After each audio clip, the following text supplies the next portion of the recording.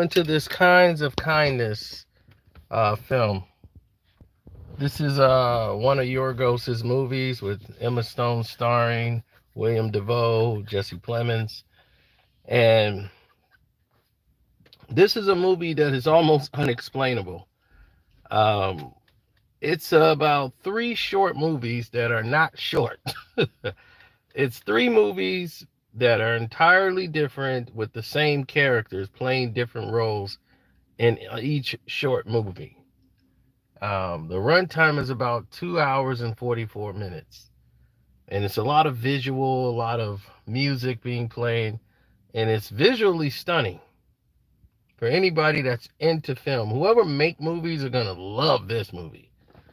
If you don't make movies, if you're just a casual film watcher, or if you watch Poor Things, you might be confused a lot. A lot of people who like Poor Things might not like this movie because they won't be able to follow it. It's very complex.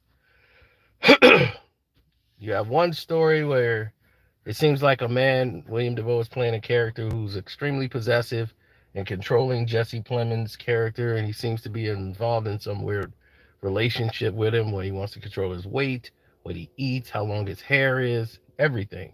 And he seems to give money to him and his wife. Pleasance is married, and the wife is doing everything that he says. Controls like I don't want you to have children or whatever, but I want you to take this man's life. I want you to drive, and you got to actually go to the hospital, crash and go to the hospital so you could be treated. Go at this much speed and run your car into him at this particular time of the day. Same car, same everything. And he doesn't explain why. It's just really weird. This is the first short movie. Then there's another short movie where he's with his wife and she goes missing on a trip. She comes back. He doesn't believe it's his wife. He believes it's somebody else because the way she doesn't really know him. She's like a complete stranger. Everybody's telling him he's crazy. And then there's totally different weird things that happen as she does things to try to prove to him that she's the wife. She does everything he desires. So when his desires is for her to go away and do all these different things to herself, it goes in a way that's completely odd and weird. The third, is Emma Stone's character being involved in a cult. Her and Jesse Plemons, and she has a daughter. She's left her family just so she could be in this cult.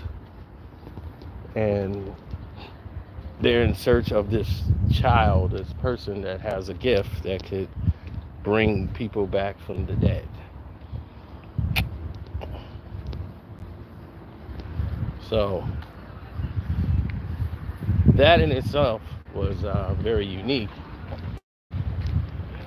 How they illustrated that all together, and moving in that nature. It's a very weird, odd film to put together. Three weird, different stories with different characters. But the way it was shot, you're intrigued, you're vested in the movie. It's a lot of comedy in it, even though it's like weird, and it just shows you examples of different forms of weird activities that was done kind of out of kindness. But in this kindness, it's cruel. It's almost cruel kindness.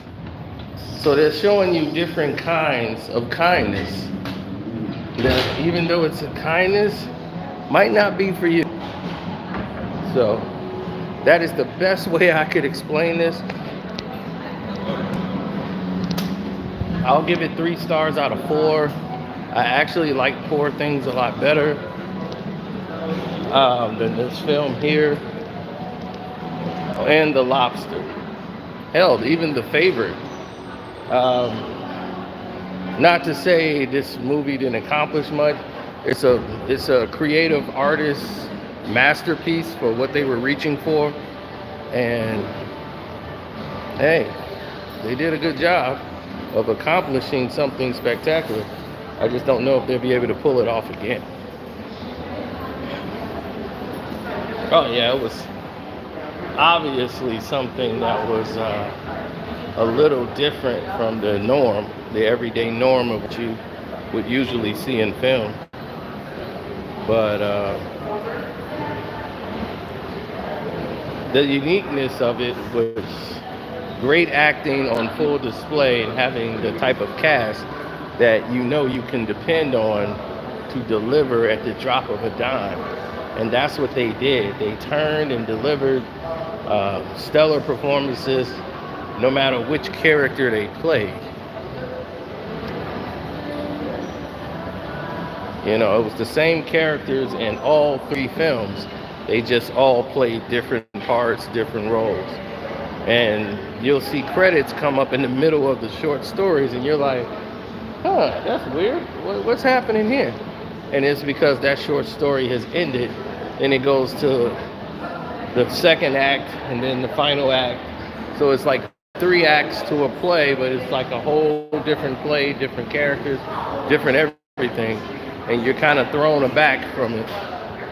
So it might jar you as a casual movie watcher, not understanding this, but this is the kind of movie for those who love film and know film, and I pretty much consider myself a savant of the arts of watching everything, weird or however, just for the visuals, anything, language, arts, films. I watch movies with no words whatsoever, so I've seen them all, and this is bizarre.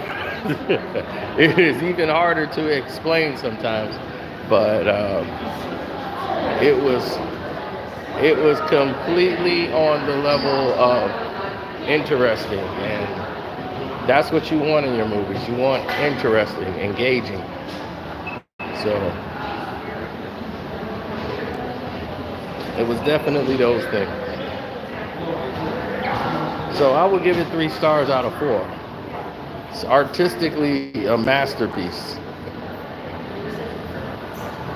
The score, everything is perfect. Now, will you be able to watch this movie 2 and 3 times with the runtime being as long as it is? And it's mostly a lot of dialogue and a lot of figuring out what's going on. Probably not.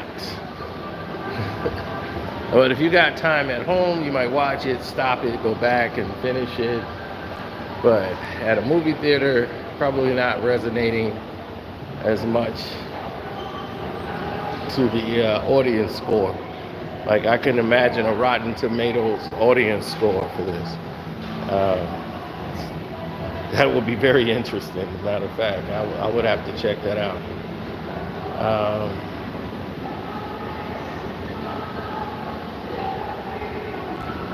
No.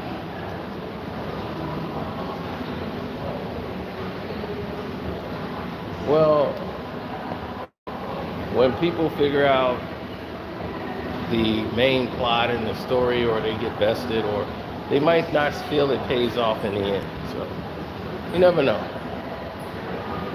But as of right now, I think Despicable Me 4 is going to be the summer hit. That and Inside Out too, because the kids are every day you're gonna be tripping over kids going to the movies. So there'll be more movie reviews coming up.